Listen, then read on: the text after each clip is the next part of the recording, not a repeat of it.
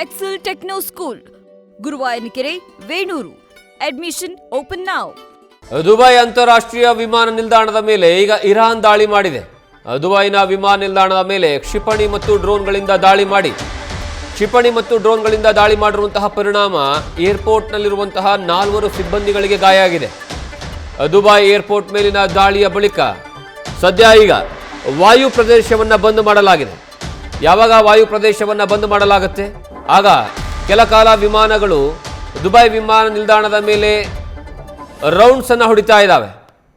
ಆದರೆ ಇದು ಇಂಟರ್ಸೆಪ್ಟ್ ನಡೆದಿರುವಂತಹ ಬಳಿಕ ಬಿದ್ದಿರುವಂತಹ ಅವಶೇಷಗಳು ಅಷ್ಟೇ ಅಂತ ದುಬೈ ಹೇಳಿಕೊಂಡಿದೆ.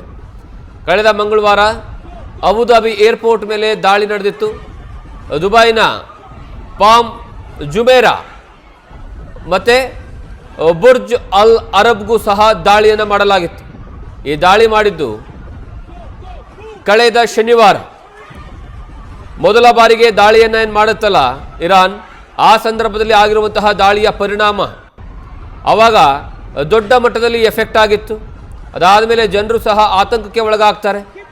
ದುಬೈನ ಏರ್ಪೋರ್ಟ್ ಏನಿದೆ ಆ ಏರ್ಪೋರ್ಟ್ ಮೇಲೆ ಮಾಡಿರುವಂತಹ ದಾಳಿಯ ಪರಿಣಾಮವಾಗಿ ಬಹಳಷ್ಟು ಆತಂಕಕ್ಕೆ ಕಾರಣವಾಗಿತ್ತು. ಅದಾದ ಮೇಲೆ ಈ ದುಬೈ ಅಂತಾರಾಷ್ಟ್ರೀಯ ವಿಮಾನ ನಿಲ್ದಾಣಕ್ಕೆ ವಿಮಾನಗಳ ಹಾರಾಟವನ್ನು ಸಂಪೂರ್ಣವಾಗಿ ಸ್ಥಗಿತಗೊಳಿಸುವಂತಹ ಕೆಲಸವನ್ನು ಮಾಡಲಾಗಿತ್ತು.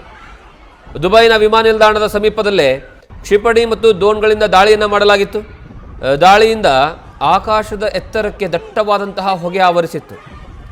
ನೀವು ಇನ್ನೊಂದು ಆ ಏರ್ಪೋರ್ಟ್ ಒಳಗಡೆ ಜನರು ಯಾವ ರೀತಿಯಾಗಿ ದಾಳಿಯಾದಂತಹ ಸಂದರ್ಭದಲ್ಲಿ ದಿಕ್ಕಾಪಾಲಾಗಿ ಓಡ್ತಾ ಇದ್ದಾರೆ ನೋಡಿ. ಅದರ ಪರಿಣಾಮ ಹೇಗಿತ್ತು ಅನ್ನೋದಕ್ಕೆ ಬೆಸ್ಟ್ ಎಕ್ಸಾಂಪಲ್ ಆ ದೃಶ್ಯಾವಳಿಗಳು. ಒಂದು ಕಡೆಗೆ ದಿಕ್ಕಾಪಾಲಾಗಿ ಓಡ್ತಾ ಇರೋವಂಥದ್ದು, ಮತ್ತೊಂದು ಕಡೆಗೆ ಆ ಏರ್ಪೋರ್ಟ್ನಿಂದ ಕೂಗಳತೆಯ ದೂರದಲ್ಲಿ ಆ ದಾಳಿಯ ಪರಿಣಾಮದ ದೃಶ್ಯಾವಳಿಗಳನ್ನು ನೋಡ್ತಾ ಇದ್ದೀರಾ.